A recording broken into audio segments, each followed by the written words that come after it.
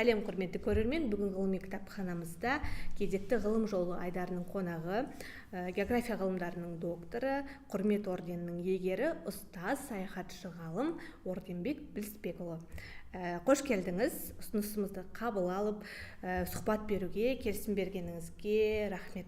Олай болса, сұхбатымызды бастайық. Алғашқы сауалым, сіздің жүріп өткен жолыңыз, ғылым жолына түсудегі мақсатыңыз және география ғылымына деген қызығушылығыңыз неден басталды? Өте орынды қойылған сұрақ. Себебі адам туа салып ғылымға келмейді. Ол адамның туған өлкесі, жері бар. Оның ұстаздары бар, мектепте оқытқан. Сонда кез келген адам не физикаға, не географияға, не тарихқа қызығушылығын білдіреді. Мен өзім Жетісу өңірінде Үштөбе қаласындағы мектепте географ мұғалімім Рабиға Арабайқызы деген кісі болды. Әлі күнге дейін бас иемін. Сол кісінің арқасында мен кейін оқу бітіргеннен кейін география, биология мамандығын таңдадым. География ғылымы ол қазір кездегі күн тәртібіндегі өзекті мәселелер, ол климаттың жылынуы, жаһандық су басу болып жатыр. Қазақстандағы 10 өңірде су басу жатыр. Осы проблемалар, құм басу, осы мұз, тау өзендері, мареналық өзендердің мәселелері, осының бәрі де география ғылымына тікелей қатысы бар. Мен жоғарғы оқу орны Абай атындағы Қара Шаңырақтың география, биология мамандығын бітіргеннен кейін Фабричный поселкесында 5 жыл мектепте география пәнінің мұғалімі болып жұмыс істедім. Менің ұстаздарым өте керемет мықты болды. Сол мектеп директоры, социалистік еңбек ері Құдыс Әбсәметовтің қол астында 5 жыл болып, 6 жылы сол кісінің батасыменен мен университетке ғылым жолына кеттім. Өйткені ойлап қараңыздар, санау 76 жылдары қазіргі білім саласындағы айтылып жатқан құндылықтар, тәрбие, патриоттық тәрбие, осының барлығын біз сол мектепте 22 жасымда барып, 25-ке дейін жұмыс істеуімнің арқасында мен өз көзіммен көрдім, және қазір осы әңгімеде еркін сөйлей аламын. Университет қабырғасында жүрген кезде, бітірген кезде ең алғаш қазақша дипломдық жұмыс жаздым. Іле өзенінің төменгі бөлігінің рекреациялық ресурстарына байланысты болды. Бұл да менің кейінгі кезде туризм географиясына бет бұрысыма ықпал етті. Мысалға, енді жыл сайын туризмге түсетін студенттер, бітірушілер туризмді бітіргеннен кейін сол сала бойынша қызмет жасай ма? Қандай бағытта жұмыс жасау? Бұл мәселе тек қана туризм мәселесі емес. Кез келген осы университеттегі мамандықтар бар ғой. Соны мониторинг жасап көрейікші. 30-40 студент қолына диплом алады.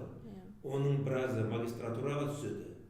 Ал қалғандары олардың баратын кәсіпорындар, баратын мекемелер болу керек. Мысал қалай, география мамандығын бітірді. Бізде су қауіпсіздігі және география зерттеу институты біреу-ақ. Су шаруашылығы, ондағы ғылыми зерттеу орталықтарының барлығы бұрынғы мамандармен толып отыр. Қайда барады? Бұл мәселені біз қарастырған жоқпыз. Жылдан жылға гранттың санын арттырудамыз. Магистратураға да. Ал егер де педагогикалық мамандыққа келетін болса, бізде маман жетіспейді. Ауыл жерлерде. Географиядан жоқ мамандар бар. Жерлер. Енді оның ретін келтіру механизмін ретке келтіру болады ғой. Ол қалай деген сөз? Ретке келтірудің бір-ақ жолы бар. Ол қазір 4 жыл бакалаврды бітіргеннен кейін қолдарына диплом бермей 1 жылға мектептерге жіберу керек. Сонда бітірген 100 бітірушінің кейін дипломын алуға келетін саны азаяды. Себебі олар жайдан-жай түсіп кеткендер болуы мүмкін. Ал егер де осы мамандыққа қалап түскен адам болса, сол мектепке бекінеді, қалады. Міне 5 жыл магистратура, ол офлайн жағдайында мектеп тіршілігімен араласа отырып өткен болар еді. Осы мәселені қозғауымыз керек. Сонда біз мамандарды тұрақтандыра аламыз. Қазіргі гранттық ұтып алу жолы жақсы жолға қойылған. бірақ біздің осы ғылым комитетіне айтатын менің бір уәжім, осы берілген гранттардың қаншалықты қолданбалы екендігі. Өйткені мен ғылымға келгеннен кейін істеген ғылыми жұмыстың мақсаттарының күтілетін нәтижесі болмаса, мен оны ғылым деп санамай алмаймын. Күтілетін нәтиже болу керек. Мысалға 700-ге жуық, қазір 688 басылым бар екен. Соның ішіндегі 30-ға жуық білім министрлігі бекіткен мектеп оқулықтары, жоғарғы оқу оқулықтары, туризм және өлкетану негіздері деген мынандай оқулықтар, және де халықаралық туризм географиясы, бұл қазақ тілінде алғаш ona байланысты бұл сұранысқа ие. Қазіргі мамандар дайындауға қажет. Біз неге осыған көңіл аудармаймыз? Неге біз осыны ары қарай бүкіл жоғарғы оқу орындарында таратпаймыз? Мысалға алайық, туризм мамандығын дайындап жатқан жоғарғы оқу орындарында бұл оқулықтар жоқ. Өйткені бұлардың тиражы аз болды. Бар болса, осы Евразия ұлттық университетінде бар. Кітапханада мен көрдім. Сондықтан да бұл үлкен мәселе. Оқулық мәселесі, және қазіргі кезде электронды оқулықтар жасау мәселесі. Осыған жастарды да, және де тәжірибесі мол ғалымдарды да қатыстыруымыз керек. Зейнетке шықты деп ғалымды шектеуге болмайды. Үлкен мәселе. Туризмге қарсы айтып кеттіңіз, қатысты. Туризм мамандықтары біз қазіргі кезде тек қана туристік фирмаларға маман дайындап жатыр. Бұл дұрыс емес. Өйткені бізде туризм индустрия комитеті бар. Мен кездесулерде, жиналыстарда айтатынмын, индустрияны маған көрсетіңдерші. Ешкім маған туризм индустриясын көрсете алмайды. Себебі бізде туристік фирмалар. Туристік индустрия дегеніміз ол туристердің құрал жабдықтары, ол автомобиль, ол тікұшақ, ол вертолет жаңағы. Сонымен қатар бізге қазір саяхатында мен өзім 17 саяхат ұйымдастырған болатынмын. 18-і биыл басталайын деп отыр. Сондағы біздің алған құрал жабдықтарымыз бәрі шетелдікі. Антарктиданың 108 сағат фильмін көретін болсаңыздар, автомобиль Toyota, бұның алдындағы құралдың бәрі чехтікі, спальный жабын мешоқтарымыз, немесе палаткаларымыз, шатырларымыз, бұның барлығы Норвегиянікі, даже ішетін тамағымыз, ол Монголиянікі болды, және оңтүстік Африка елдерінен болды. Тек қана біз өзіміздің ұлттық тағамымыздан қазымызды алдық, оңтүстік полюсте ет астық, осындай өзіміздің қазақ ұлтының бір дәмін татайық деп соны көрдік біз. Оны көру үшін 108 сағат фильм қарау керек, сонда толықтай көрсетіледі. Жалпы енді география тақырыбын қозғап жатырмыз ғой. География тақырыбы сөз болғанда отандық географиялық ілімнің негізін қалаушы Әлия Бейсенова апамызды айтпай кетсек бізге сын болар еді. Туризм жайлы сөз қозғап жатырмыз ғой. Енді сіз өзіңіз туризм саласын, яғни туристік саланы дамытушы ретінде көптеген елдерде болдыңыз, елімізде бірнеше ғылыми экспедицияларды да жасадыңыз. Сол тұрғыдан енді біздің еліміздің туризмнің мүмкіншілігі мен артықшылықтары жайлы не айтар едіңіз? Біз бар ғой, осы кезге дейін 30 жылдың көлемінде жайды 60-90 мен бір 10-15 жылдай біздің жағдайдың теңелуіне және құлдырауына, көп нәрсенің болмауына байланысты өз туризм болмады шын айту керек. От кейінгі 10 жылда туризм көтеріліп келе жатыр. Мысалы, былтырдың өзінде Қазақстанға 10 миллион туристер келіпті, 10 миллион. Ол аз. Өйткені мен Қытайдың Қанас деген жерінде болдым. Қанаста бір жылда 3 миллион туристер бір жылда. Бір жылда. Ал бер жағында Маркакөліміз бар. Айнымайды, одан да әдемі. Маркакөлге 14-30 туристер болады. Не себепті олай? Себебі бізде туризмге қатысты туристік формальділік деген бар. Ол шекарадан өту, және олар Қазақстанға кіргеннен кейін қонақ үйлерде шетелдің адам келіп баға көтеріліп кетеді.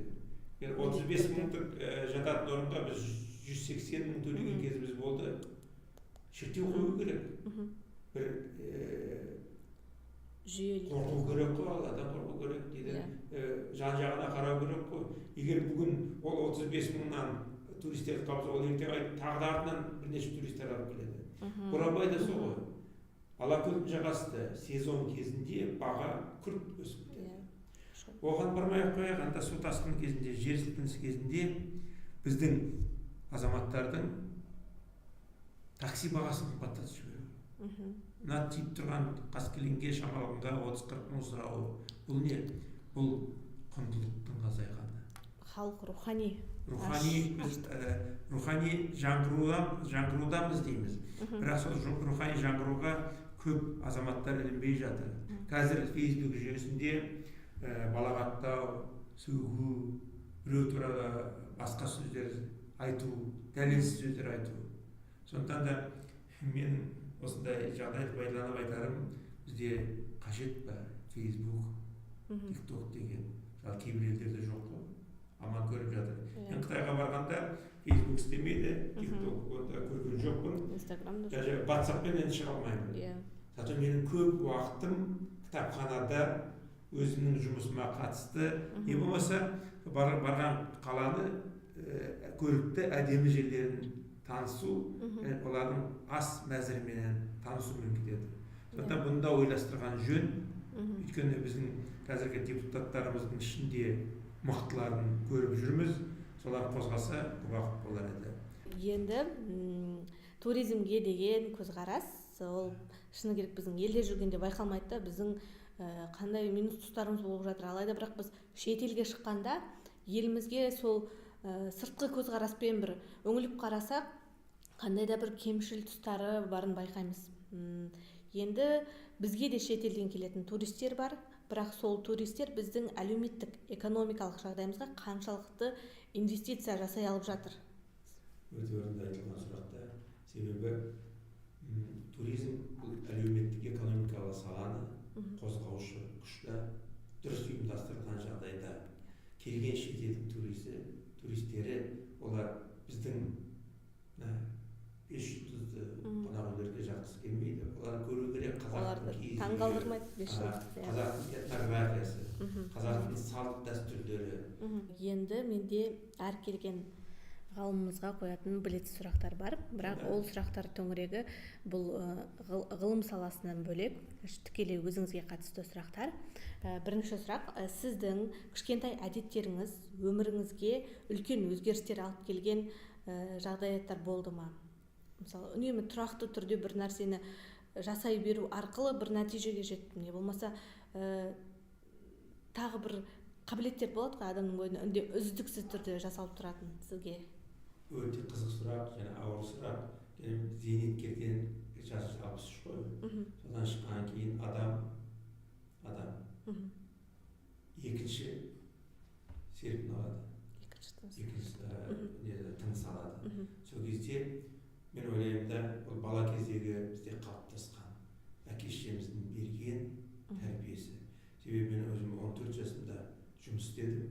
Өзімнің алғашқы велосипедімді өзім жұмыс істеп ақша алдым. 14 жасында әкем, біз темір жолдың бойында тұрдық.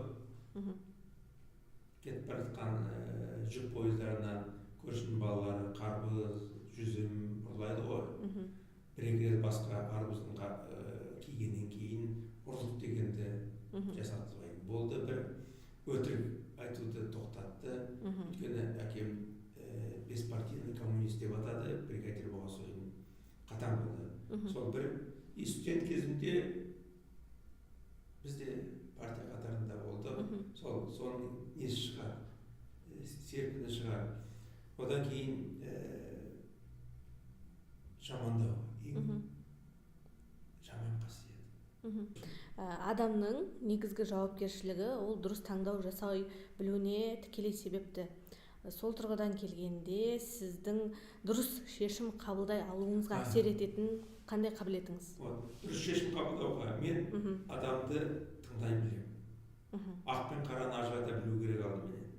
Айтып отырмын ғой, жамандап келсе қуып жіберемін деп. Мақтап келсе де күдіктену керек. Мақтап жүрсе де. Және біз өзіміз телец деген барлық жүкті өзгеретін адамдар екен да. Сол да ықпал еткен болуы мүмкін. Және бабаларымыз кейде түсіңе кіріп айтып қояды ғой, сен мынауың не істеп жүрсің дегендей. Сен ойлайсың, ата бабалардың аруағына сыйынып, оң жолмен жүзіп, иманымыз түзу болып,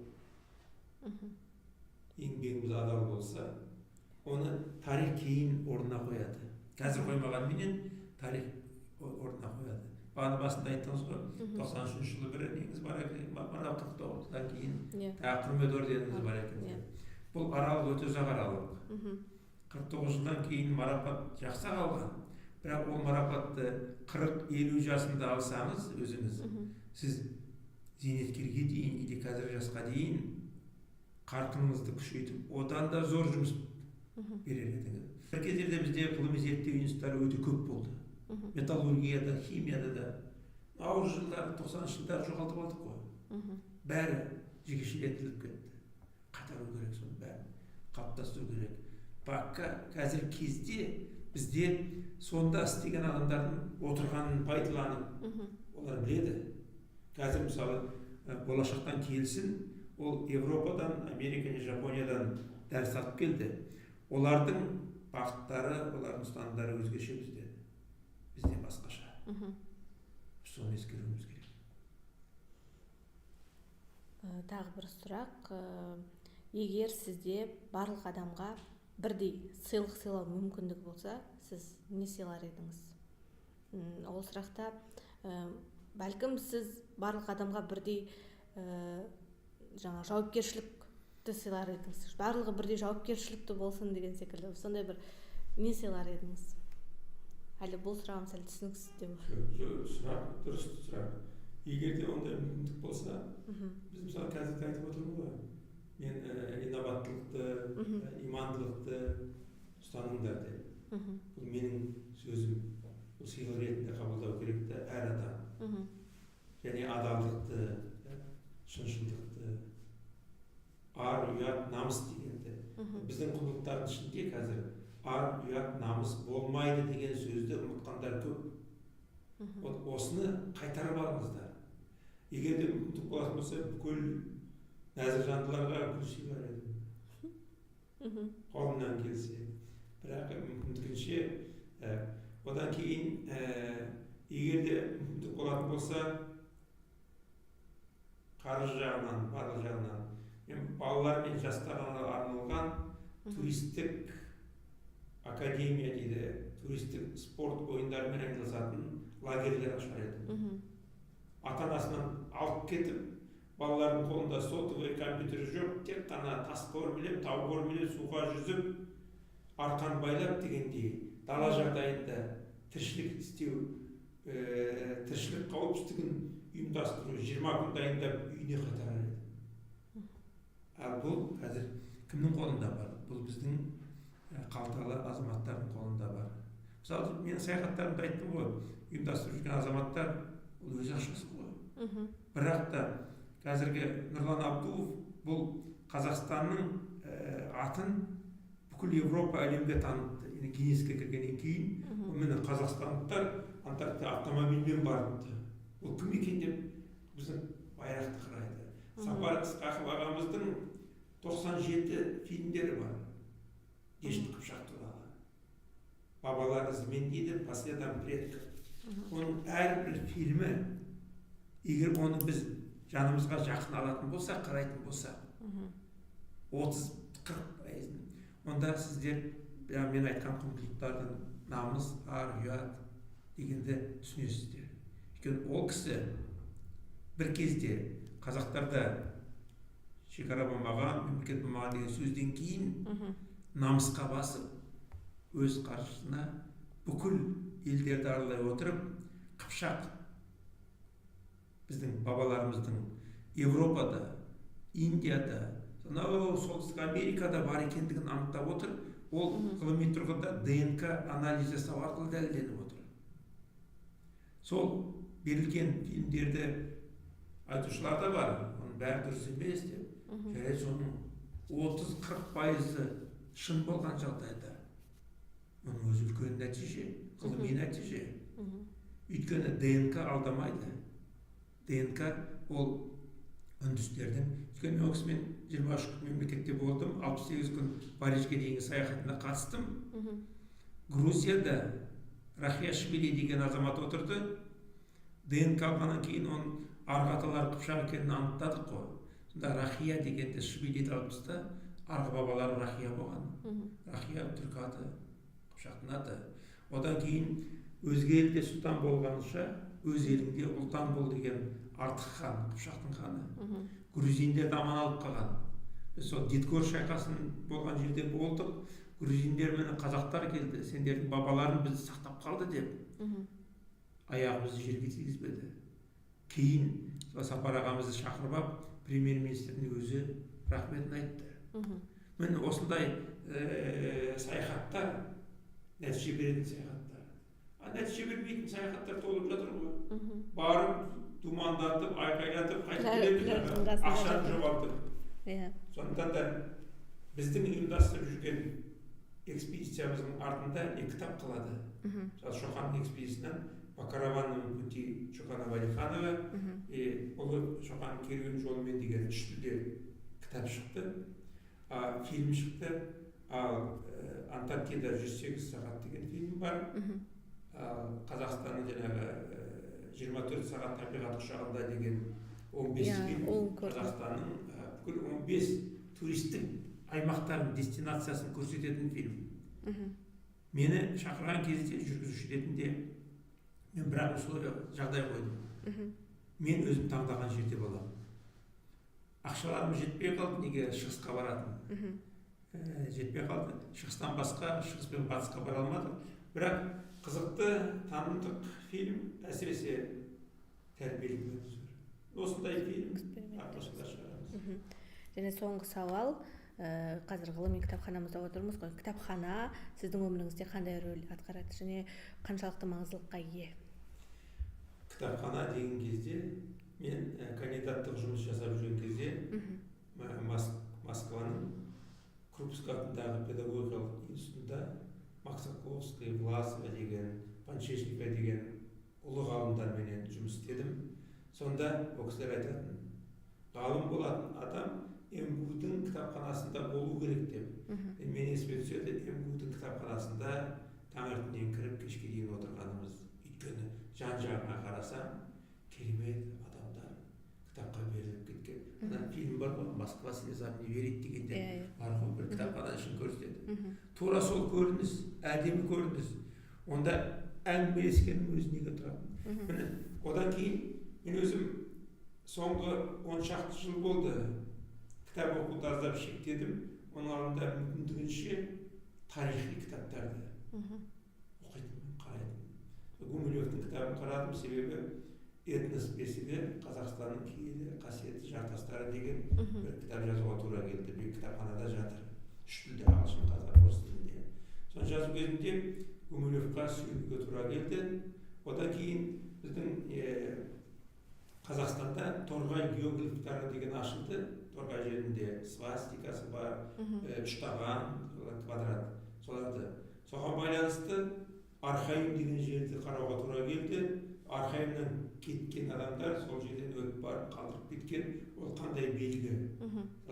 Оңтүстік Америкада Наска деген жер бар, алып кесіпке бәрі бар, пирамидалар бар. Бұл табиғаттағы емес, жер планетасындағы тылсым дүниелер. Кім салды, қашан салды, неге салды деген сұраққа жауап береді. Сондықтан да оны тек кітапханада іздейсіздер. Ал енді қазір 15-16 ғасырдағы қазақ хандықтарына байланысты осы мәселеге қатысты, жоңғарға байланысты, жоңғар кім, жоңғар Шыңғысханның оң қолы ма, правый крыло дейді, ол ма жоқ па, ол туралы бір-екі ғалымдар бар, тарихшы емес, экономика ғылым докторлары. Осының пікірін тыңдасаңыз, адам ойланады. Адам егерде ұзақ өмір сүргісі келсе, мен айтар едім, кітап оқыңдар, тауға барыңдар, салауатты өмір сүріңдер. Салауатты өмір сүру деген ол не? Режим сақтау. Режим деген не? Уақытылы ұйықтап, уақытылы тамақтанып, уақытылы миды жұмыс істеткізіп, ұрыспай таласпай жақсылықпен өмір сүру, сонда адам ғұмыры да ұзақ болады. Бүкіл Қазақстанға, Қазақстан халқына осыны тілеймін. Рахмет. Олай болса, бүгінгі сұхбатымызды осымен тамамдасақ. Ғылыми кітапханамызға келіп, біздің YouTube арнамызға сүбелі сұхбат бергеніңізге рахмет. Шыны керек, бүгін өте еліміздегі актуальны тақырыптардың барлығы айтылды деймін. Және бұл дүниелер тек айтылған күйінде қалмаса екен, болашақта барлығы жүзеге асатындай, әлем танитындай мықты елдердің қатарында болсақ екен деген тілегім бар.